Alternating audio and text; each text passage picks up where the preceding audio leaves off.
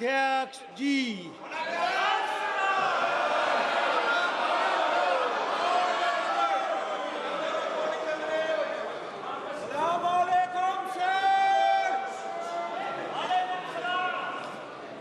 माननीय सदस्यगण, अत्यंत दुख के साथ मुझे सभा को हमारे 3 पूर्व सहयोगियों के निधन के बारे में सूचित करना है। श्री शिबू सोरेन झारखंड के दुमका संसदीय निर्वाचन क्षेत्र से 7वीं, 9वीं, 10वीं, 11वीं और 13वीं, 14वीं, 15वीं और 16वीं लोकसभा के सदस्य थे। उन्होंने केंद्रीय कोयला मंत्री तथा विभिन्न संसदीय समिति के सदस्य के रूप में अपनी सेवाएं प्रदान की थी। वे राज्यसभा के वर्तमान सदस्य थे। इससे पहले 2 बार राज्यसभा के सदस्य भी रह चुके थे। श्री सोरेन 3 बार झारखंड राज्य के मुख्यमंत्री पद का दायित्व भी संभाला था। श्री सोरेन ने सामाजिक न्याय और जनजातीय समुदाय के विकास एवं कल्याण के लिए आजीवन संघर्ष किया। झारखंड राज्य के गठन में उनकी उल्लेखनीय भूमिका हमेशा याद किया जाएगा। श्री शिबू सोरेन का निधन 81 वर्ष की आयु में 4 अगस्त 2025 को नई दिल्ली में हुआ। श्री तिलकधारी प्रसाद सिंह झारखंड के कोडरमा संसदीय निर्वाचन क्षेत्र से 8वीं और 13वीं लोकसभा के सदस्य थे। उन्होंने ऊर्जा संबंधी संसदीय समिति के सदस्य के रूप में अपनी सेवाएं दी। इससे पहले तिलकधारी प्रसाद सिंह बिहार विधानसभा के सदस्य भी रहे। श्री तिलकधारी प्रसाद सिंह का निधन 87 वर्ष की आयु में 21 अप्रैल 2025 को झारखंड के गिरिडीह में हुआ।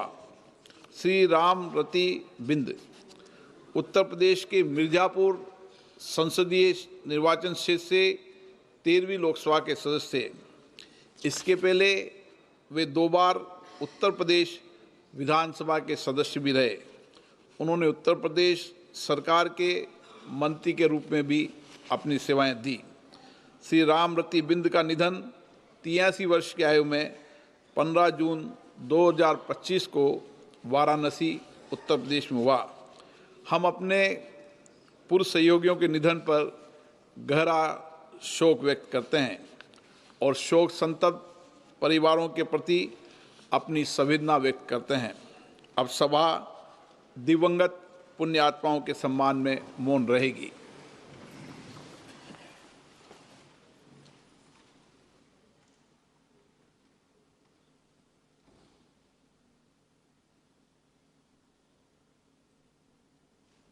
ओम शांति। प्रश्नकाल question number 221 Shri Madhav Naini Raghunandan Rao. Honourable speaker sir, question number 221। माननीय मंत्री महोदय। माननीय अध्यक्ष महोदय, एक विवरण सभा पटल पर रख दिया गया है। माननीय सदस्य। Honourable speaker sir, will the Minister of Agriculture and Farmers Welfare may be pleased to state the details of the schemes providing subsidies and other benefits available to the farmer, the instances of suicides by the farmers of the country and the steps taken to address the issue. The details of the direct benefit scheme made to the farmers include the Kisan Samman Nidhi. The details of the measures taken for welfare of the farmers, more particularly in the state of Telangana.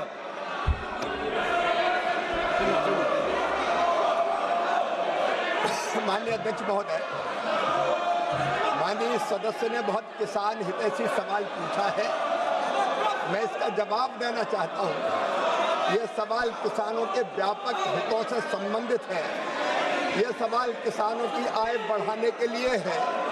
ये सवाल किसानों के कल्याण की योजनाओं के बारे में है। माननीय अध्यक्ष महोदय, मैं आपका संरक्षण चाहता हूँ। ये विपक्ष क्या तमाशा कर रहा है? माननीय अध्यक्ष महोदय, लोकतंत्र की हत्या प्रतिपक्ष कर रहा है। मुझे सवालों का जवाब नहीं देने दे रहा। मेरे सवाल किसानों से संबंधित, गरीबों के कल्याण से संबंधित है। ये केवल लोकतंत्र की हत्या कर रहे हैं। किसानों का अधिकार है उनकी कल्याण की योजनाओं के बारे में जानना।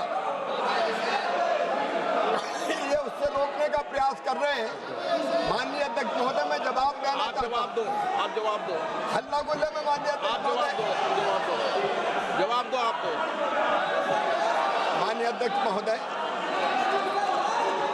आज मैं दावे के साथ ये कहना चाहता हूं कि प्रधानमंत्री नरेंद्र मोदी जी के नेतृत्व में पिछले 10 सालों में 11 सालों में किसानों की आय दुगनी करने के लिए अनेकों कदम उठाए गए। उत्पादन बढ़ाना, उत्पादन की लागत घटाना, उत्पादन के ठीक दाम देना, लाभकारी मूल्य देना, नुकसान हो जाए तो भरपाई करना, कृषि का विविधीकरण और प्राकृतिक खेती जैसे अनेक उपाय किए और उन उपायों के परिणाम स्वरूप माननीय अध्यक्ष महोदय, किसानों की आय बढ़ी है और लाखों किसानों की आय दुगनी से ज्यादा हुई है। माननीय अध्यक्ष महोदय, मैं आपके सामने निवेदन करना चाहता हूँ। पीएम किसान सम्मान निधि, प्रधानमंत्री फसल बीमा योजना, उर्वरक सब्सिडी, MIS, इन योजनाओं के अंतर्गत ही विपक्ष सुन ले, प्रधानमंत्री किसान सम्मान निधि के अंतर्गत लगभग 4 लाख करोड़ रुपया किसानों के खाते में सीधे डाले गए। माननीय अध्यक्ष महोदय, आज तक नहीं हुआ, कभी न दिया किसानों के खाते में पैसे। प्रधानमंत्री फसल बीमा योजना के अंतर्गत 2,12,000 करोड़ रुपया सीधे किसानों के खाते में नरेंद्र मोदी जी की सरकार ने डालने का काम किया है। और माननीय अध्यक्ष महोदय, मैं आपको बताना, आपके माध्यम से देश को बताना चाहता हूं, अकेली फर्टिलाइजर सब्सिडी पर नरेंद्र मोदी जी की सरकार ने 14,06,000 करोड़ रुपया 14,06,000 करोड़ रुपया की सब्सिडी दी है। और माननीय अध्यक्ष महोदय, यूरिया की एक बोरी की कीमत माननीय अध्यक्ष महोदय 1,633 रुपया 24 पैसा है, जिसको नरेंद्र मोदी जी की सरकार 266 रुपया में दे रही है। एक बोरी 45 किलो की, उस पर 1,367 रुपया 24 पैसा किसानों को सब्सिडी देने का काम हमारी सरकार कर रही है। माननीय अध्यक्ष महोदय, DAP की एक बोरी 50 किलो की, उसकी कीमत 3,100 रुपया, लेकिन मोदी सरकार दे रही है 1,350 रुपया में। कुल मिला के अकेली उर्वरक सब्सिडी पे 14,06,000 करोड़ रुपया किसानों को दिए गए। और माननीय अध्यक्ष महोदय, MIS स्कीम के तहत किसानों के खाते में 1,62,000 करोड़ रुपया नरेंद्र मोदी जी की सरकार ने डालने का काम किया है। माननीय अध्यक्ष महोदय, विपक्ष में दम है तो सुन ले, किसानों के लिए हमने कितना काम किया है। किसानों से दाल, तिलहन और खोपरा की खरीदी नारे लगाने वालों की सरकार थी, तब की गई थी केवल 6 लाख मीट्रिक टन, हमने किए 1,70,000 मीट्रिक टन। माननीय अध्यक्ष महोदय, 1,70,00,000 मीट्रिक टन। और माननीय अध्यक्ष महोदय, ये सुन ले, गेहूं की खरीद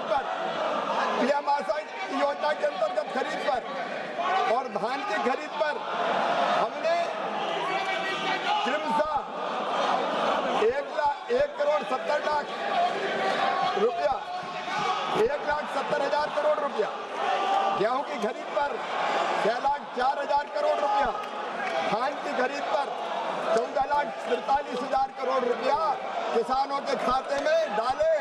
और पूरा देश सुन ले, 11 साल में 43,87,000 करोड़ रुपया किसानों के खाते में डाल के उनकी जिंदगी बदलने का काम मोदी सरकार ने किया है। Member In the last 10 years, Adhyaksh Mahoday, the government of India has developed various new varieties of seeds and many new agricultural techniques.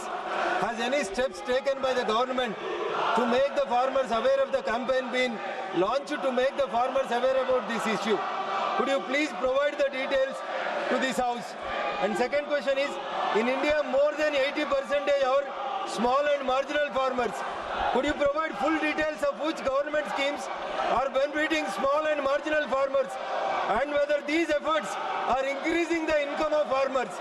Lastly, Adhyaksh, could you provide the details of the agricultural schemes that have implemented the direct benefit transfer to ensure the seamless benefits of the farmers and citizens? What is the total amount disbursed through DBT in the current financial year 2025-26? Additionally, what are the estimated savings or benefits occurred to the government due to the DBT and other administrative reforms, and what specific measures have been contributed to these gains? धन्यवाद अध्यक्ष महोदय। माननीय मंत्री जी। माननीय अध्यक्ष महोदय, जब इधर वालों की सरकार थी तब एक प्रधानमंत्री हुआ करते थे और वो कहते थे कि मैं 1 रुपया भेजता हूं तो 15 पैसा पहुंचता है, बीच का रास्ते में गायब हो जाता है। लेकिन ये नरेंद्र मोदी जी की सरकार है, तो 1 रुपया भेजते हैं तो सीधा 1 रुपया ही किसान के खाते में पहुंचता है डीबीटी के माध्यम से। माननीय सदस्य ने जो पूछा है, डीबीटी के माध्यम से पीएम किसान सम्मान निधि की राशि डाली गई। माननीय अध्यक्ष महोदय, 3,90,000 करोड़ रुपए की, माननीय अध्यक्ष महोदय, प्रधानमंत्री फसल बीमा योजना की राशि डाली गई 2,12,000 करोड़ की। माननीय अध्यक्ष महोदय, पीएम आशा के तहत जो राशि डाली गई 1,70,000 करोड़ की, गेहूं की खरीद की राशि डाली गई 6,04,000 करोड़ की, धान के लिए राशि डाली गई 14,43,000 करोड़ की। और माननीय अध्यक्ष महोदय, कुल एमएसपी के खरीद की राशि को डीबीटी के माध्यम से डाली वो 22,17,000 करोड़ रुपए की राशि किसानों के खाते में सीधे अंतरित की गई है। और ये डीबीटी के कारण लगभग 4 लाख करोड़ रुपया जो इधर उधर फर्जीवाड़े में चला जाता था वो बचाने का काम भी मोदी सरकार ने किया है। एक एक पैसा डायरेक्ट डीबीटी के माध्यम से किसानों के खाते में पहुंचाने का चमत्कार अगर कर रही है तो नरेंद्र मोदी जी की सरकार कर रही है। Question number 222 Shri Shankar Lalwani. Question number 222। माननीय मंत्री जी,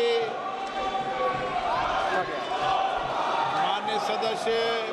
धन्यवाद माननीय सभा अध्यक्ष महोदय। मैं माननीय मंत्री जी का धन्यवाद देना चाहता हूं, उन्होंने बहुत ही विस्तार के साथ जवाब दिया है। मैं माननीय मंत्री जी से जानना चाहता हूं, क्या संघ राज क्षेत्र लद्दाख के पुनर्गठन के बाद सड़क संपर्क में सुधार और विस्तार हुआ है, पहला। और दूसरा, मैं ये भी जानना चाहता हूं कि शीतकालीन विंटर सीजन में मुख्यालय से दूर क्षेत्र में संपर्क करने के लिए क्या क्या व्यवस्था सरकार ने कदम उठाए, ये माननीय मंत्री जी कृपया बताएं। महोदय, एक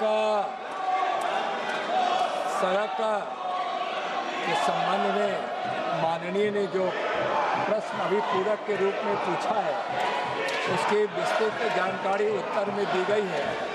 फिर भी मैं संक्षिप्त में उसको जरूर यहाँ रखना चाहूँगा कि 72 वर्षों में महोदय यानी कि आज़ादी के बाद से 2019 तक लद्दाख के यूटी बनने से पहले मात्र 1800 किलोमीटर सड़कें बनाई गई थी, लेकिन यूटी बनने के पश्चात लद्दाख में 2019 के बाद 1670 किलोमीटर महोदय सड़कें बनाई गई हैं। 100 से अधिक आबादी वाले लगभग सारी बस्तियों में सड़क संपर्क स्थापित कर दिए गए हैं।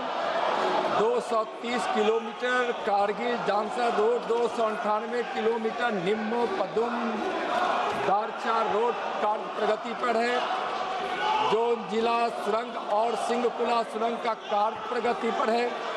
45 नए पुलों का निर्माण हुआ है ताकि रोड को सपोर्ट मिल सके, और वैसे जहां नाला या कोई अवरुद्ध वाली स्थिति है वहां एक सुदृढ़ पुल भी बनाया गया है जिसकी संख्या 45 है। कारगिल जानसर मार्ग 154 दिनों से घटकर मात्र 29 दिन और जोजिला मार्ग 127 दिनों से घटकर 29 दिन ही अब बंद रह रहा है, यानी कि यातायात की सुविधाओं काफ़ी बढ़ी है। महोदय, जहाँ तक इन्होंने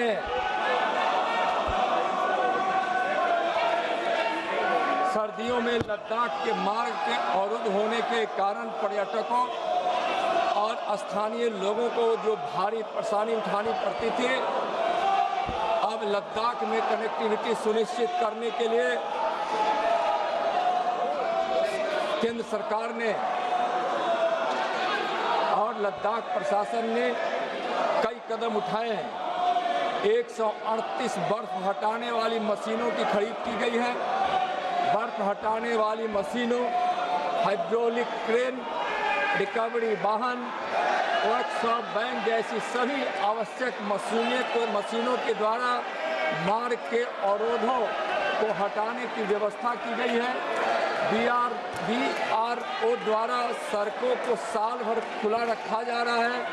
फलस्वरूप कारगिल जानसर मार्ग 2019-20 में 154 दिनों की तुलना में, जिसकी चर्चा मैंने पहले किया हूँ, 29 दिन हो गया है और जोजिला का 29 दिन ही अब बंद रह रहा है। जोजिला सुरंग और सिंहकुला सुरंग परियोजना महोदय प्रगति पर है। कनेक्टिविटी और इमरजेंसी के लिए हेलीकॉप्टरों के लिए 23 हेलीपैड और 2 हैंगर का निर्माण कराया गया है ताकि उस बर्फबारी की स्थिति में एक दूसरे जगह से एक दूसरे जगह लोगों को सहायता भी दी जा सके और आवश्यक वस्तुओं को भी हम चाहे वो इमरजेंसी का हो उसको हम वहाँ ले जा सके, पहुँचा सके। सभी 193 ग्राम पंचायतों में 20 साइट कनेक्टिविटी स्थापित कर दी गई है। BRO, NHI, DCL तथा CPWD द्वारा राजनीतिक और लंबी दूरी की सीमा संपर्कता जैसे कि दौलत बेग, ओल्डी, चुशुल और पेंगोंग झील, डेम जोक आदि तक सड़कों की देखभाल की जा रही है ताकि सर्दियों के मौसम में भी यातायात सुगम रह सके। माननीय सदस्य। धन्यवाद अध्यक्ष जी। मैं माननीय मंत्री जी से एक प्रश्न और पूछना चाहता हूँ। संघ राज्य क्षेत्र बनने के पश्चात लद्दाख के विकास में इसका क्या प्रभाव पड़ा, पहला, और दूसरा वहाँ सिंधु नदी बहती है तो हम हर वर्ष सिंधु दर्शन यात्रा पे सभी देश भर के यात्री वहाँ तीर्थयात्री जाता है, तो लद्दाख में पर्यटन को बढ़ावा लेने के लिए सरकार ने क्या क्या कदम उठाए, माननीय मंत्री जी कृपया बताने का कष्ट करें। महोदय, इसका काफ़ी प्रभाव पड़ा है और कई क्षेत्रों में पड़ा है। सड़क, शिक्षा, स्वास्थ्य, पर्यटन, कृषि, खेल के क्षेत्र में भी और संरचना के बनने और उसके विकास के कारण रोजगार के अवसर काफ़ी प्राप्त लोगों को हो रहा है, जिसके कारण लोगों के जनजीवन में भी खुशियाँ पहुँच रही है। महोदय,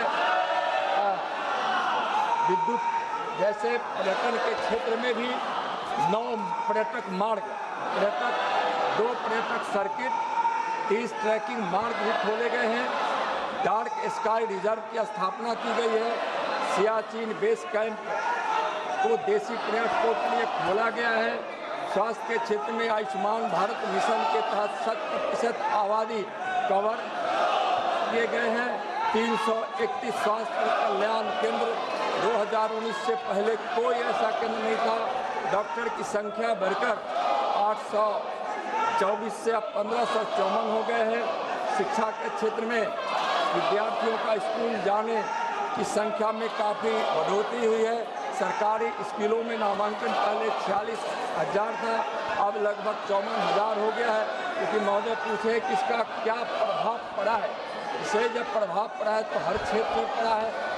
विद्युत और ऊर्जा के क्षेत्र में वहाँ ऊर्जा संयंत्र का काम शुरू है। 220 kV Nubra, 220 kV Zanskar transmission line निर्माणाधीन है। चांगथांग क्षेत्र के 687 करोड़ रुपए की ट्रांसमिशन लाइन को मंजूरी दी गई है। खेल के क्षेत्र में भी एस्ट्रो टर्फ फुटबॉल स्टेडियम का निर्माण हुआ है। आइस हॉकी रिंग विकसित हो रहा है। महोदय वहाँ इस प्रकार से वहाँ के विकास को बहुत गति मिली है इन अवसंरचनाओं के पूर्ति के पश्चात। जहाँ तक सिंधु के उस क्षेत्र में जहाँ काफ़ी पर्यटक जाते हैं, तो पहले भी बताया कि महोदय वहाँ तक सिंधु जल का जो केंद्र है वहाँ तक लोगों को पहुँचाने के लिए सिंधु के उस पर्यटक केंद्र तक लोगों को पहुँचाने के लिए हर मौसम में सड़क सुविधा, रोडों के किनारे उनको सहूलियत हो, इसके लिए अवसंरचना, और वहाँ लोग बाहर से भी जाए तो वहाँ ले के कई 100 करोड़ की लागत से नए वहाँ तकनीक के आधार पर एयरपोर्ट को भी उन्नत और उन्नयन का कार्य हो रहा है। श्री भोला सिंह। धन्यवाद अध्यक्ष जी। अध्यक्ष जी, आज मैं सबसे पहले अपने देश के यशस्वी गृह मंत्री आदरणीय अमित शाह जी को गृह मंत्री के रूप में लंबे समय पूरा करने के लिए शुभकामनाएं देता हूं, बधाई देता हूं। अभी हमारे माननीय मंत्री जी ने लद्दाख संघ क्षेत्र में जो विकास के कार्य हुए 2019 के बाद उसकी जानकारी दी। बहुत ही सराहनीय कार्य 2019 के बाद हुए हैं। माननीय अध्यक्ष जी, मैं आपके माध्यम से माननीय मंत्री जी से जानना चाहता हूं, क्या माननीय मंत्री जी ने संघ राज्य लद्दाख को बनने के बाद कृषि और बागवानी के क्षेत्र में विकास के लिए क्या कदम उठाए हैं, और कदम उठाए हैं तो उनका परिणाम क्या है? महोदय, कृषि और बागवानी पर वहाँ की अर्थव्यवस्था भी काफ़ी हद तक निर्भर है, और वहाँ के कृषि और बागवानी के क्षेत्र में सरकार ने कई कदम उठाई। आप सदन नहीं चलाना चाहते हैं, सदन को नियोजित तरीके से, योजनाबद्ध तरीके से आप बाधित करना चाहते हैं। मैंने प्रयास किया सदन को चलाने का, माननीय सदस्यों का समय होता है, लेकिन आप को कई बार आग्रह करने के बाद भी आप संसद की गरिमा और मर्यादा को गिरा रहे हैं। आप दुनिया के सबसे बड़े लोकतंत्र होने के बाद आपका व्यवहार और आपका आचरण संसदीय मर्यादाओं के अनुरूप नहीं है। मैं पुनः आग्रह करना चाहता हूं, सदन अपनी अपनी सीट पर बैठे तो सदन चलेगा। नियोजित तरीके से, योजना तरीके से सदन स्थगित कराना लोकतंत्र के लिए उचित नहीं है। आप देश की जनता की भावनाओं के अनुरूप कार्य नहीं कर रहे हैं। आप सदन चलाना चाहते हैं, सदन की कार्रवाई आज 2 बजे तक के लिए स्थगित की जाती है।